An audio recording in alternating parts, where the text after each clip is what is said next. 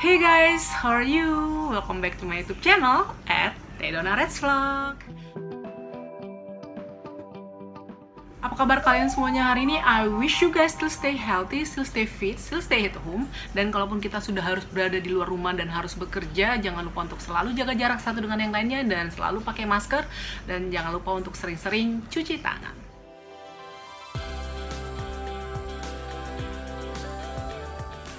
Oke, topik hari ini yang akan aku bahas adalah salah satu requestan dari member YNFJ Family.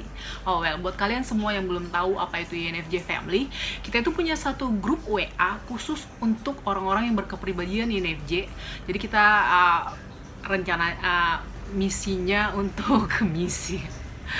Jadi grup ini akan menjadi satu wadah, satu ruang buat kita semua yang berkepribadian INFJ bisa berkumpul di sana dan kita bisa sharing satu dengan yang lainnya, berbagi cerita, berbagi hidup, berbagi pengalaman atau berbagi kisah atau apapun itu kita akan sharing satu dengan yang lainnya di sana. Dan buat kalian semua yang merasa dirinya adalah INFJ dan kalian rindu bergabung atau rindu punya satu wadah teman-teman yang sefrekuensi dengan kalian, join aja di INFJ Family. Caranya gampang, tinggal tonton video aku yang berjudul pengumuman grup WA INFJ Family resmi dibuka. Kalian tinggal tonton video itu.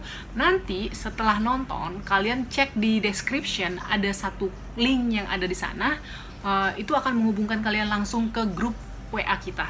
Jadi cek videonya dan klik link di bawah description. Kita tunggu kalian bergabung. Oke, kembali ke topik. Jadi salah satu member INFJ Family kasih challenge ini, well nggak challenge sih. Jadi ceritanya dia nonton satu video dari YouTube dari luar kebetulan dan berbahasa Inggris, dan dia kayak request gitu, bisa nggak sih ini dibikinin video versi Indonesianya bergampang, lebih dimengerti gitu. Jadi video itu tentang 10 kebohongan tentang INFJ. Setelah aku nonton videonya, sebenarnya itu nggak kebohongan sebenarnya. Cuma kontradiktif aja. Jadi aku nggak setuju kalau dibilang itu kebohongan. Itu kayak clickbait buat aku. Kalau versi aku ini bukan tentang kebohongan, tapi hal-hal kontradiktif tentang seorang INFJ. Penasaran? Check this out. Sebelum video ini aku lanjutkan, jangan lupa untuk klik tombol subscribe buat kalian semua yang belum subscribe. Dan jangan lupa untuk klik tombol loncengnya juga supaya setiap video yang aku upload ada notifikasinya di handphone kalian. Oke, back to the topic. Hal kontradiktif pertama dari seorang INFJ adalah INFJ itu adalah pribadi yang introvert, but at the same time INFJ juga adalah pribadi yang extrovert. Bingung kan? Jadi sebenarnya INFJ itu introvert atau extrovert sih? Apa ambivert? Tentang ini, salah satu member INFJ Family pernah bilang bahwa INFJ itu kayak bunglon, bisa berubah-berubah. But that makes sense. I mean, ya kadang kita bisa introvert, but sometimes kita juga extrovert.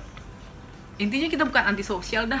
Itu salah banget kalau dibilang INFJ itu ansos. Salah banget. Kita itu suka kok sama orang. Itu yang pertama. Hal kontradiktif kedua yang kita lihat dari seorang INFJ adalah INFJ itu perfeksionis. Tapi perfeksionisnya itu bukan attention to small detail. INFJ itu lebih perfeksionis ke bigger picture, bukan small detail. Agak-agak susah kalau disuruh INFJ ngapalin hal-hal detail kayak gitu. INFJ itu lebih cepat kalau dia bigger picture. Nah itu, perfeksionisnya ke bigger picture, not small details. Itu hal kontradiktif kedua.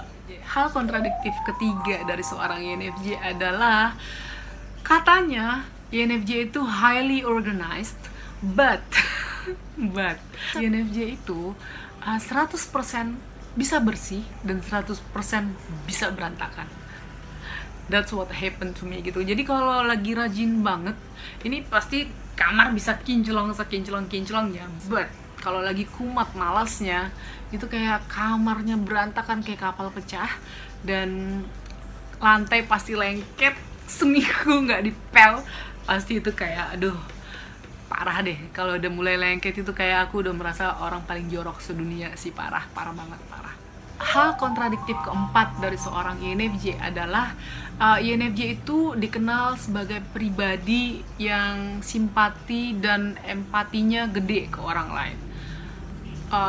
But INFJ itu buta dan nggak tahu sama perasaan sendiri. Jadi tuh kita gampang baca perasaan orang lain gimana, gampang ngerti apa yang orang lain mau, tapi kita nggak ngerti apa yang kita mau untuk diri sendiri, dan kita nggak ngerti perasaan kita sendiri. Itu ajib banget. Jadi kayak bisa nasihatin orang, bisa ngertiin orang, but kita nggak bisa ngertiin diri kita sendiri, dan kita nggak tahu apa yang kita mau. Hal kontradiktif yang kelima dari seorang INFJ adalah INFJ itu independen, mandiri, bisa apa aja sendiri, bisa ngelakuin apa aja sendiri, kayak nggak butuh orang lain. Tapi sebenarnya we are craving for connection. Jadi dengan kata simple ya, kita itu pribadi yang akan berusaha sebisa mungkin dulu. Kalau bisa nggak usah minta tolong sama orang, tapi kalau kita itu cuma akan minta tolong kalau penting dan kita nggak bisa melakukannya sendiri. Iya nggak sih? Oh, jadi aku punya teman, ini teman kerja aku dulu, dan dia sekarang sudah menikah dan tinggal di Perth. Jadi suatu waktu kita itu lagi video call, terus entah gara-gara ngomong apa aku lupa, tiba-tiba pas lagi nyeletuk kayak gitu, tiba-tiba dia bilang kayak gini, kamu itu mah sok kuat, sebenarnya kamu kan lemah, luarnya doang, casingnya doang yang kuat, tapi dalamnya lemah, kata kayak gitu. Itu yang kayak aku kayak oh my god, you got me right gitu loh. Kayak ya, jadi INFJ itu kayak di luarnya kuat, sok independen, sok mandiri, sok bisa sendiri, tapi sebenarnya we are craving for connection, we are craving for attention, we are craving for some shoulder to lean on. ini aku curhat. Jadi hal kontradiktif keenam dari seorang INFJ adalah INFJ itu pribadi yang logis, tapi di saat yang bersamaan INFJ juga pribadi yang emosional, yang baperan kalau bahasa anak-anak sekarang, yang suka kebawa rasa, apa-apa dibawa ke rasa gitu loh. Jadi mungkin untuk beberapa INFJ yang lain mungkin persentasenya aja kali yang beda ya, tapi kalau aku 50-50 sih aku. Logical tapi juga emosional. Agak-agak berimbang kalau aku di hal ini. Itu hal kontradiktif yang ke-6. Hal kontradiktif yang ke-7 dari seorang yang INFJ ini aneh banget. INFJ itu pribadi yang selalu pengen merasa dicintai. Tapi di saat yang bersamaan INFJ itu kayak ngasih jarak ke orang lain untuk bisa peduli ke kita gitu. Yang sampai sekarang aku bahkan nggak tahu itu kenapa. Sebenarnya deep down in our heart we want to be loved. Kita tuh pengen banget dicintain oleh seseorang, kita itu pengen merasa dicintai, tapi at the same time kita itu kayak membangun tembok setinggi-tingginya untuk orang lain gak bisa care sama kita. Kalian pernah ngerasain itu gak sih? Ini hal paling agak-agak aneh sih buat aku. I mean, you know what? Kita itu pengen dicintain seseorang, tapi kita kayak ngasih jarak ke orang lain, bangun tembok untuk orang lain gak bisa nyentuh kita sama sekali. It's kind of weird. I know this feeling. Oke, hal kontradiktif yang ke-8 dari seorang INFJ adalah INFJ itu pribadi yang paling fleksibel sama orang lain. Selalu kayak, kalau aku sendiri ya, aku kadang kalau ngeliat orang ngelakukan kesalahan atau ngelakuin sesuatu yang kita nggak ingin, it's okay, but kalau itu udah ngomongin diri sendiri, kita itu terlalu ketat, terlalu perfeksionis sama diri sendiri. kita bisa menerima orang apa adanya, kita bisa beradaptasi dengan kepribadian seseorang dan menerima orang itu apa adanya. But once kita dengan diri sendiri, kita itu susah menerima diri kita apa adanya. Kita itu menstandarkan hal-hal tinggi untuk diri kita.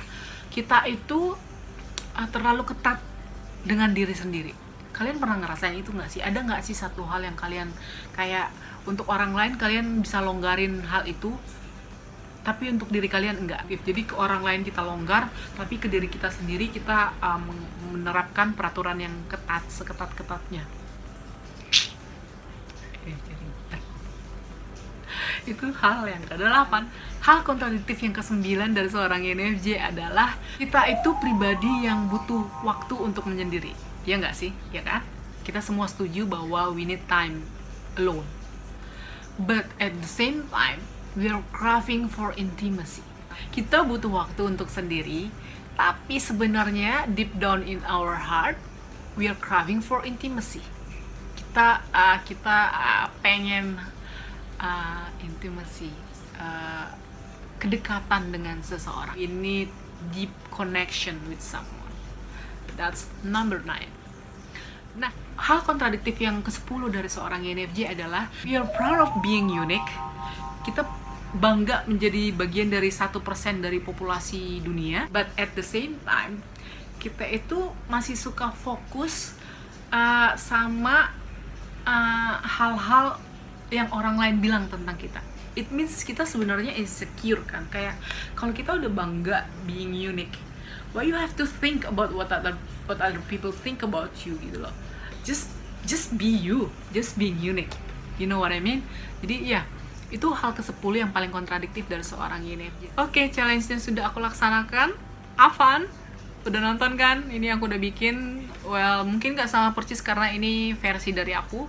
So ya, itu aja. Semoga video ini membantu kalian untuk mengenal diri kalian lebih baik lagi. And that's it. I hope you guys be blessed, stay blessed, and God bless you.